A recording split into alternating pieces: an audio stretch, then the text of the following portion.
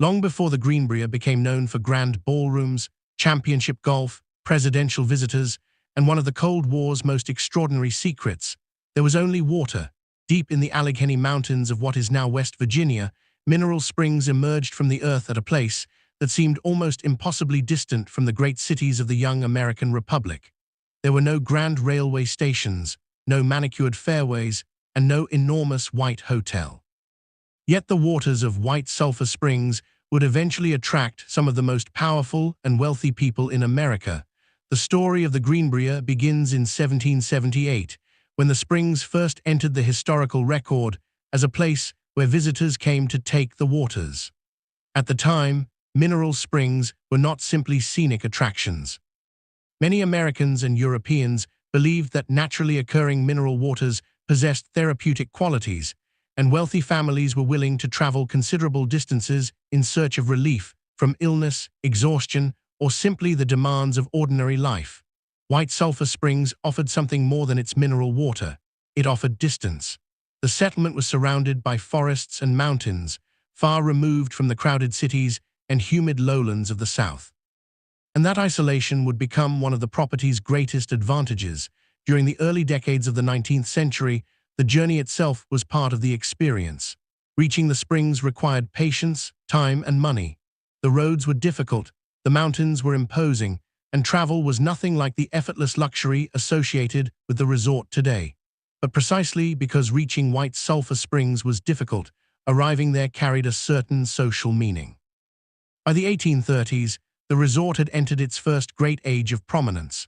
Politicians, judges, editors, lawyers, diplomats, ministers, planters, and merchants began gathering there, particularly during the summer months.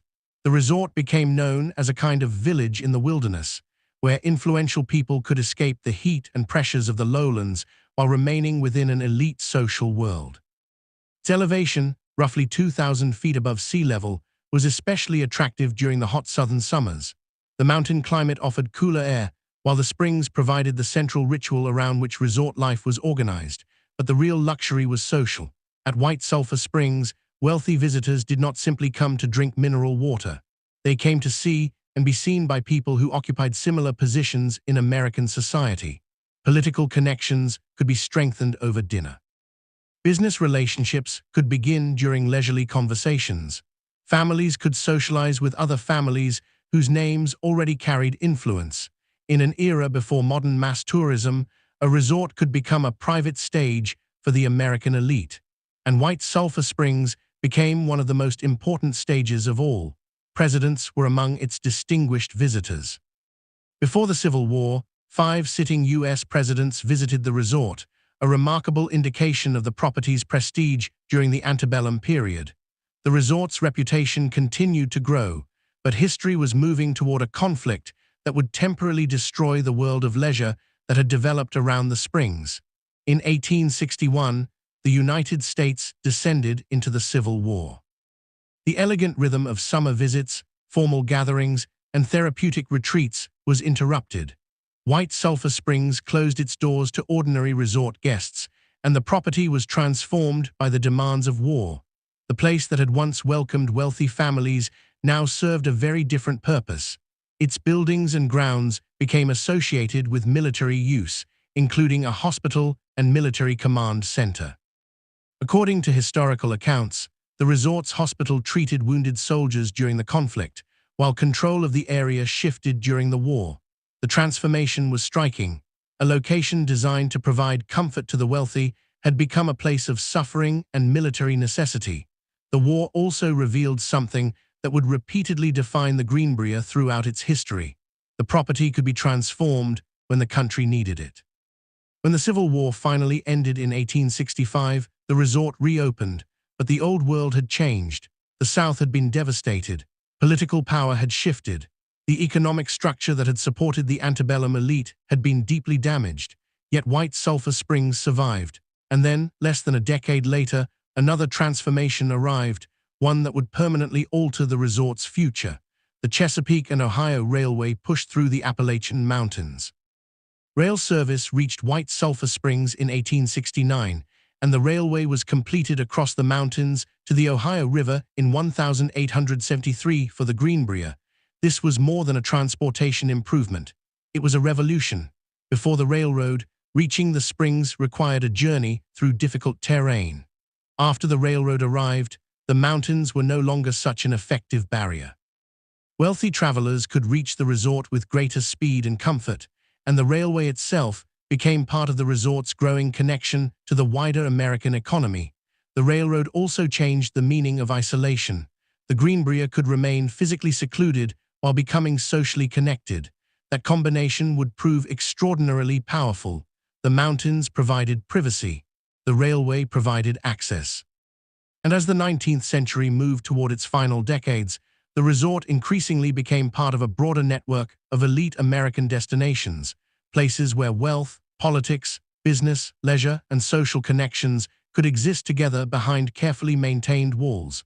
The Greenbrier was no longer simply a place to take the waters.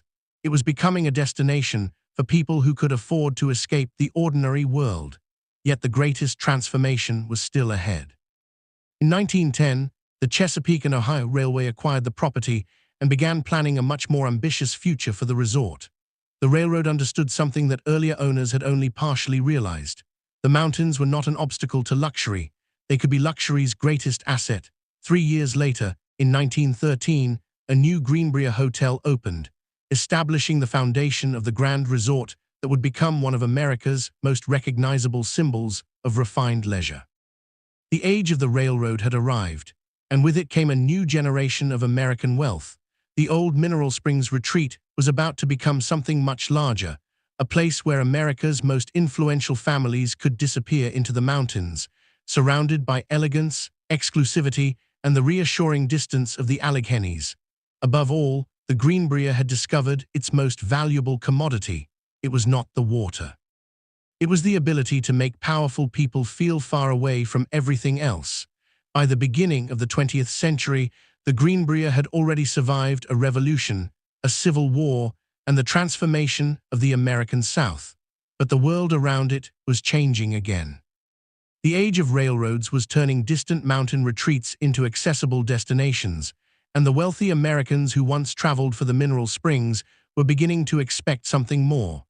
They wanted architecture, entertainment, sport, privacy, and the kind of refined environment where business, politics, and leisure could exist almost effortlessly under the same roof.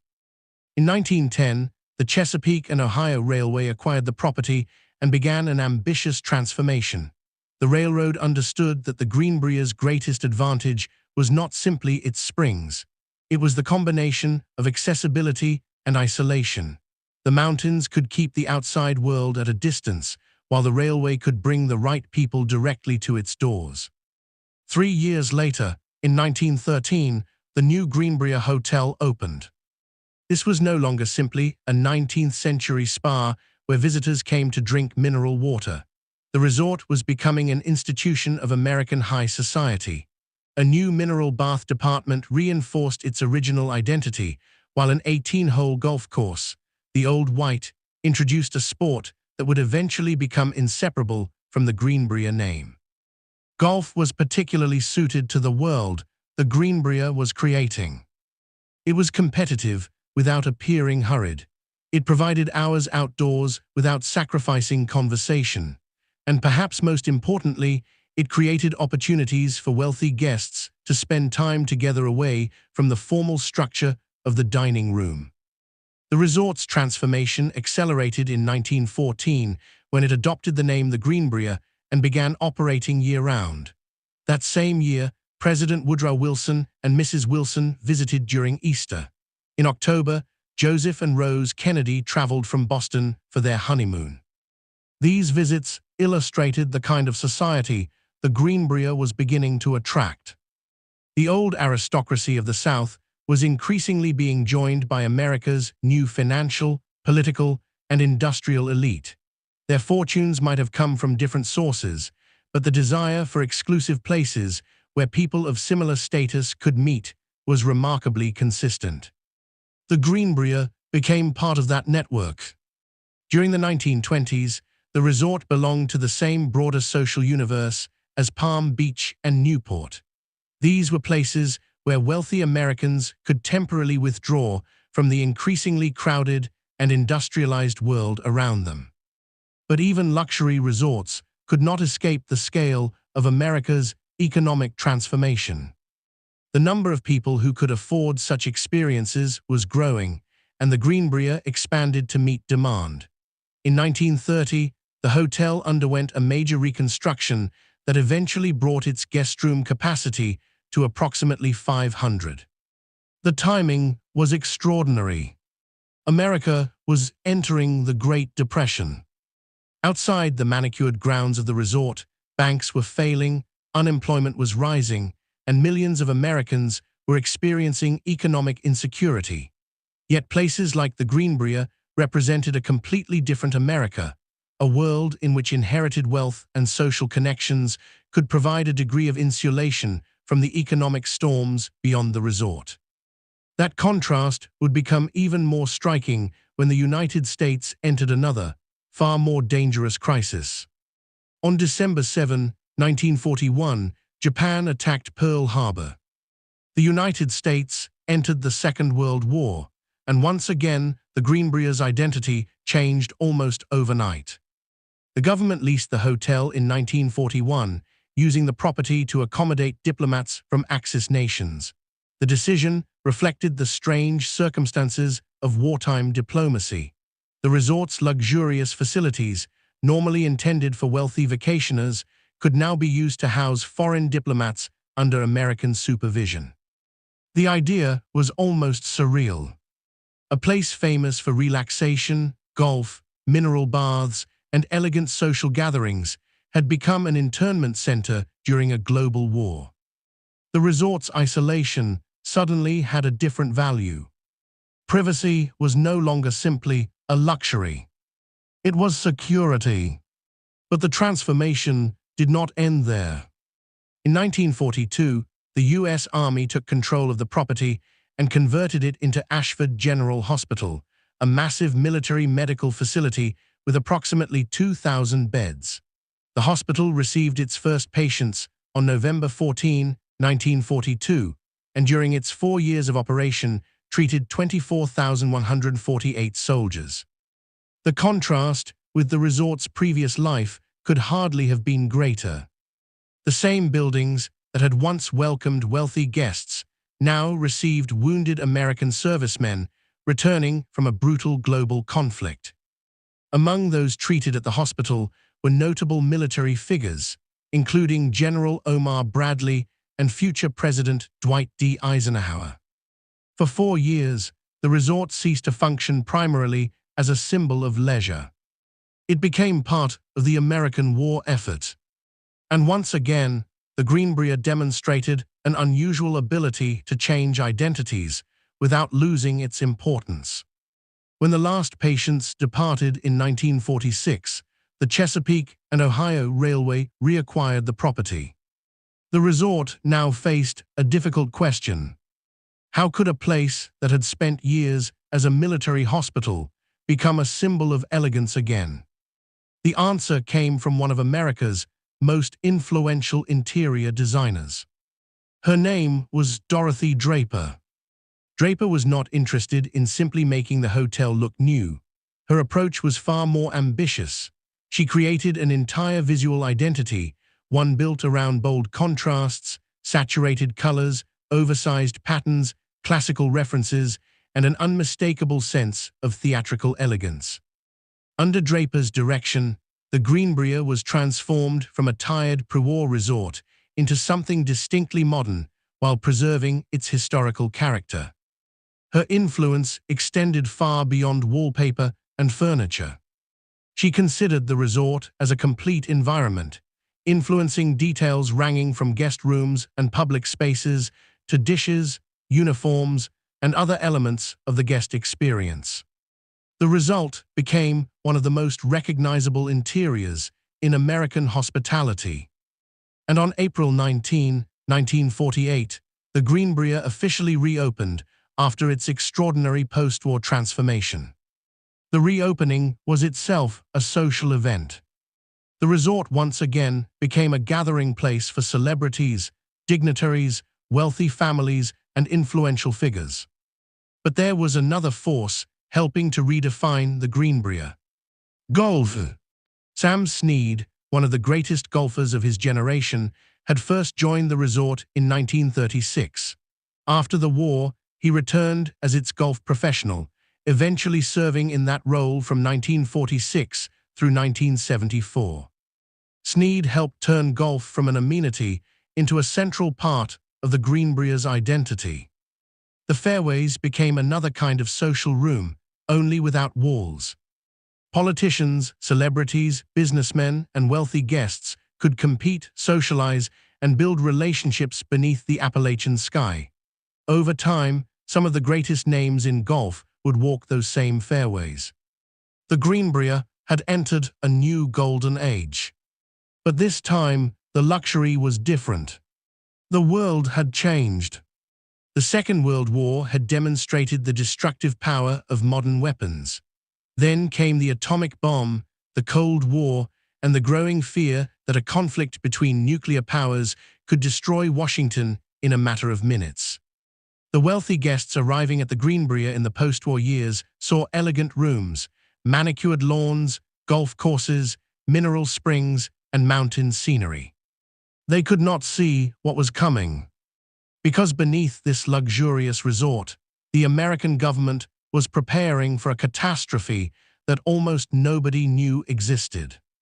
The same isolation that had once attracted wealthy families was about to make the Greenbrier valuable for another reason. It was close enough to Washington for the government to reach in an emergency, but far enough away to potentially survive what Washington could not. And beneath the hotel, behind walls that ordinary guests would never question, America was about to construct one of the most extraordinary secrets of the Cold War. By the late 1950s, the Greenbrier had once again become a place of elegance. Its halls were filled with wealthy guests, its fairways with golfers, and its dining rooms with the conversations of people accustomed to influence. But beyond the resort's polished surface, America was entering a far more frightening age. The Cold War had transformed the meaning of distance and security. After the Soviet Union developed the atomic bomb, and especially after the United States and Soviet Union accumulated increasingly powerful nuclear arsenals, Washington faced a terrifying possibility. A war could destroy the capital before the government had time to respond. For Congress, the problem was not simply survival. It was continuity. If Washington were destroyed, the United States would still need a functioning legislative branch. Senators and representatives would have to assemble somewhere, communicate with the surviving government, maintain records, debate legislation, and preserve the constitutional system. And so the government began searching for a place where Congress could disappear if Washington became uninhabitable. The answer was hidden beneath a luxury resort in the mountains of West Virginia. The Greenbrier was unusually well suited for the purpose. It was far enough from Washington to provide a degree of protection, yet close enough that government officials could theoretically reach it quickly in an emergency. The surrounding mountains offered natural concealment, while the resort already possessed the infrastructure necessary to accommodate large numbers of people. In 1957, the federal government renewed its lease arrangement with the Greenbrier for the construction of a secret underground emergency facility. The following year, construction began beneath a new section of the resort known as the West Virginia Wing. Officially, the above-ground project appeared to be an ordinary expansion of the hotel. But beneath it, workers were excavating something very different. The project was eventually known by the code name Project Greek Island. The construction was enormous. More than 112,000 square feet of underground space was created, extending roughly 720 feet below ground. The facility was designed to accommodate members of Congress and essential personnel in the event of a nuclear attack on Washington. The most remarkable aspect was not simply its size. It was the attempt to make the bunker function as a government in exile. Deep underground were dormitories, offices, meeting spaces, communications facilities, a cafeteria, medical facilities, a power plant, water supplies, and other infrastructure intended to allow people to live and work underground after a catastrophe. The facility was designed to support more than 1,000 people. There were even separate spaces intended for the House of Representatives and the Senate. In other words, the government had created an underground version of Washington. And yet almost nobody staying at the Greenbrier knew. That was the extraordinary contradiction. Above ground, guests could enjoy the elaborate interiors created under Dorothy Draper's influence. They could walk through manicured gardens, dine in elegant rooms, play golf beneath the Appalachian sky, and enjoy the resort's traditional atmosphere of wealth and leisure. Below them was a completely different world. Concrete, steel, communications equipment, emergency supplies, sleeping quarters, government offices. The possibility of nuclear war was literally beneath the floor. The secret remained remarkably durable. Construction itself created an enormous logistical challenge. Vast quantities of concrete and construction material had to be moved into the area. A Washington Post investigation later reported that one supplier alone delivered thousands of truckloads of concrete during the project. Yet despite the scale of the work, the true purpose remained concealed. The bunker was completed in 1962, the same year the world entered one of the most dangerous moments of the Cold War. That year brought the Cuban Missile Crisis. For 13 tense days in October, the United States and Soviet Union stood dangerously close to nuclear confrontation. And beneath the Greenbrier, the secret facility designed to protect Congress was ready. Yet the bunker was never used for its intended emergency purpose. The crisis passed. The Cold War continued. Years became decades. Presidents changed, Congresses changed, technology changed, the resort changed. But the bunker remained. For approximately 3 decades, it existed in the strange space between readiness and irrelevance. Its equipment had to be maintained, supplies had to be monitored, the facility had to remain operational even though its occupants could never openly acknowledge its existence. Meanwhile, the Greenbrier continued its normal life above ground. That contrast may be the most fascinating part of the entire story. The resort represented one version of American power: wealth, leisure, social prestige, inherited privilege, and the ability to retreat from ordinary life. The bunker represented another: political authority, national survival, secrecy, and fear. And the two worlds occupied exactly the same piece of land.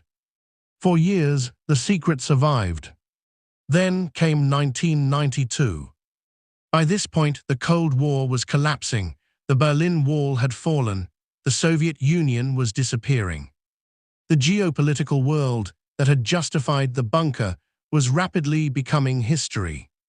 And an investigative reporter named Ted Gupp had begun looking into the extraordinary facility beneath the Greenbrier.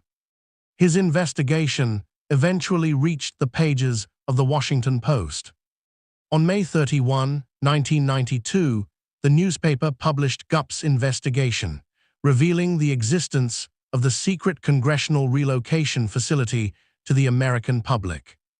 The revelation was astonishing. For decades, ordinary visitors had walked through the Greenbrier without knowing what existed beneath them. The government had never publicly acknowledged the bunker as an operational facility. But suddenly, the secret was no longer secret. The Cold War was ending, and the facility had become increasingly difficult to justify. The government ultimately ended its lease with the Greenbrier in 1995, bringing the bunker chapter of the resort's history to an end. The strange thing about the story is that the bunker never fulfilled the purpose for which it was built. It never sheltered Congress during a nuclear attack. No emergency session was held inside its underground chambers. No president arrived there in the middle of a nuclear crisis. Instead, its greatest historical moment came after its usefulness had already faded, when a journalist revealed that it had existed at all. Today, the bunker has become part of the Greenbrier's historical identity. Visitors can descend into the former secret facility and see the spaces that were once hidden behind layers of government secrecy. But perhaps the most revealing part of the Greenbrier's story is not the bunker itself. It is the pattern. Since 1778, this place has repeatedly offered powerful people something they valued enormously. At first, it offered mineral waters and mountain air. Then it offered social exclusivity. Later, it offered luxury, golf, privacy, and access to influential circles. During wartime, it offered space for diplomats and wounded soldiers. During the Cold War, it offered something more profound: distance from catastrophe.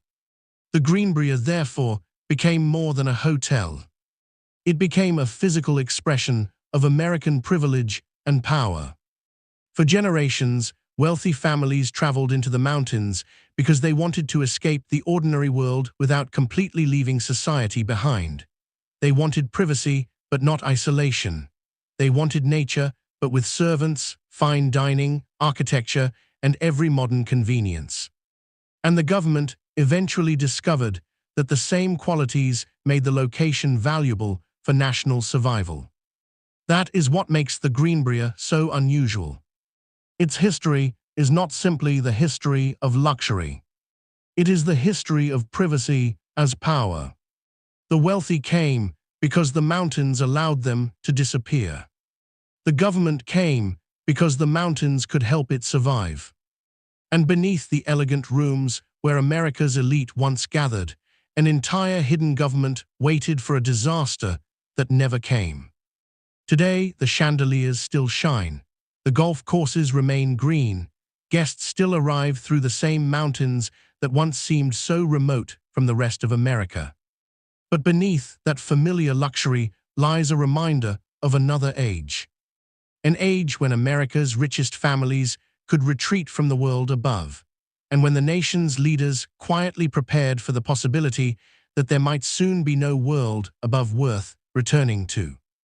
The Greenbrier survived both possibilities. And perhaps that is its greatest historical legacy. Above ground, it preserved the luxury of American power. Below ground, it preserved the fear of losing it.